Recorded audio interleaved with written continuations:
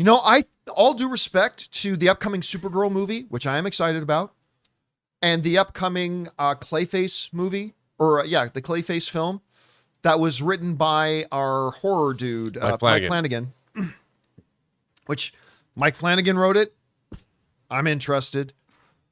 All due respect for, Man of Tomorrow and whatever else may come after that. The upcoming DC project that I am most excited about is Lanterns. I'm pretty stoked for it. We really haven't known anything about it other than the fact that, Nathan Fillion has said Guy Gardner drops more F-bombs in this thing than I've ever had in my career, which is interesting. But other than that, we haven't really known much. We've heard that it's kind of got the tone of a True Detective crossed with a mystery thing, and okay, that.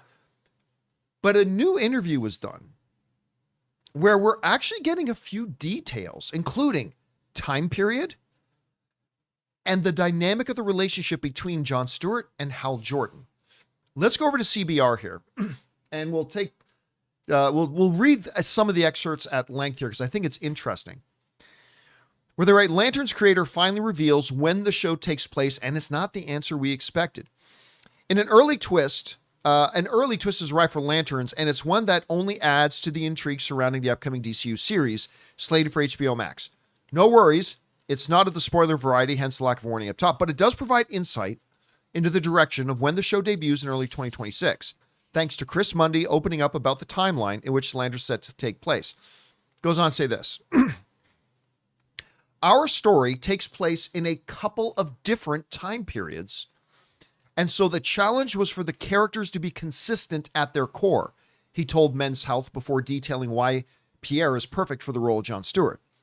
John's sort of a different person in one of them than he is in another. So we're going to see his character in one time period where his characteristics are going to be different from another time period. And I do think the physicality and magnetism that Aaron brings, and he does bring that, to the role brought all that together. That theater training, that wanting to be in the minutia of the work and the craft, it really added to John's character from all sides. It added dimension to the more physical side of the role and to the more emotional, creative part of the role. Now, he says even stuff that's I found even more interesting when he starts talking about the dynamic between him and Hal Jordan. He says this, our show is in a lot of ways about replacement.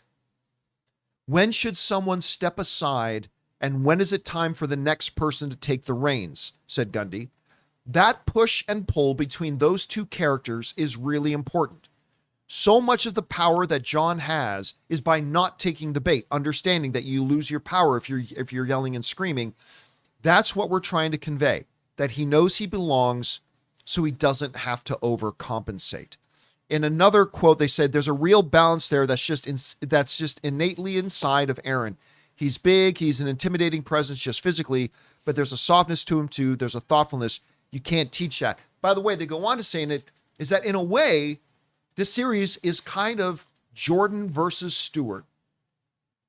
But they qualified that in the sense that in the same way that in True Detective, you had Woody Harrelson's character and Matthew McConaughey's were colleagues and friends, but they also pushed each other's buttons. And he said, we're going to expect a lot of that in the series as well. So, all right. While we don't know who the big bad guy is yet or anything like that, Rob, there's a lot that gets relayed in this interview that is giving us a much bigger picture of what this Lantern series is going to be that we simply didn't have before. Which elements are popping out to you the most, and which parts are you kind of wishing were in there that maybe they're not revealing yet? Well, I think this idea of replacement, succeeding a hero. I've always loved stories like that. John, I worked for a director who made a movie a long time ago called Pastime that was about minor league baseball. And it was about an over-the-hill pitcher that has to deal with a young upstart coming to replace him. Was it called Bull Durham? No. I'm just kidding. I'm just kidding. But it was so William Russ played the older pitcher and Glenn Plummer played the younger pitcher. And it was a really great, heartfelt story about that very thing. And it sounds to me like Jon Stewart probably, knowing TV, something bad happened, tragic backstory, and it led him to becoming a Green Lantern and becoming sorted out or something like that. I love this idea, and it's great casting. If Hal Jordan has been Green Lantern for a long time, and Aaron Pierre is the new. He's clearly a grizzled. Yeah, vet at and this I point, love this idea, and I love it's Riggs and Murtaugh, it's Obi-Wan and Qui-Gon, it's that whole. I love that kind of relationship. But the thing is, I love the fact that it's ideology. It's not just young or old. That it's that John Stewart and Kyle Chandler have that they have Aaron Pierre and Kyle Chandler, that these characters have. It's more of an experiential, generational thing as opposed to one knows more than the other. Different techniques, different thoughts. I think that makes for great drama. I think it makes for great storytelling. And then watching those two things come together to solve a problem, I just love that kind of stuff. I love those stories. It's just a kind of story that I've always been interested in. So to hear that they're going that direction with this, I think is really exciting because that moves it away from your standard superhero fare and moves it into classical storytelling. And, the superhero aspects are great, but these are stories that go back all the way to the Greeks.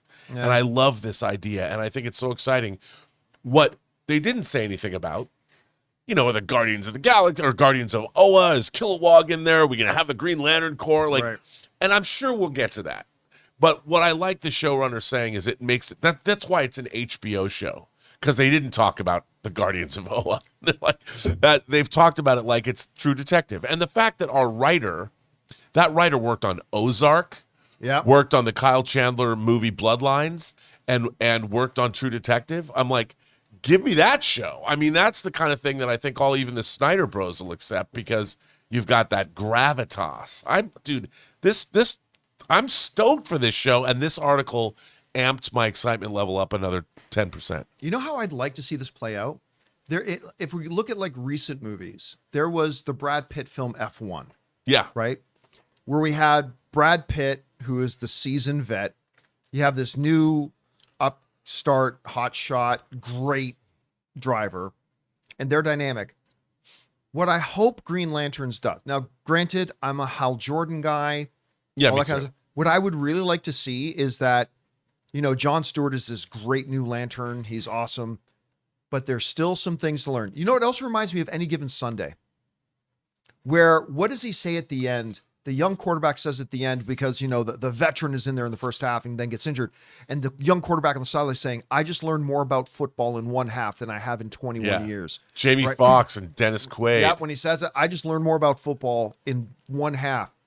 What I want to see is this happen is like where Hal Jordan realizes he's got to start passing on stuff, and the kid realizes he's still got stuff to learn. Yeah, that's the best. Oh yeah, they can do it in a classic way. But I brought up F1 because F1 ends with Brad Pitt still being the king. He's still the man. Right. But at the end of it, I'd like to see them do that, and then maybe progress on into a second season of Lanterns, whatever. But it's gonna be interesting to see. By the way, on a totally unrelated note, did you hear that they did a fashion show somewhere?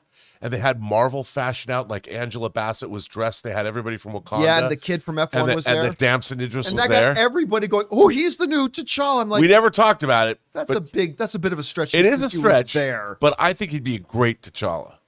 Oh, no doubt. Especially even if he's in what was Doomsday. his show? Snow? Was it Snow that he was in? Was that his show? I think maybe.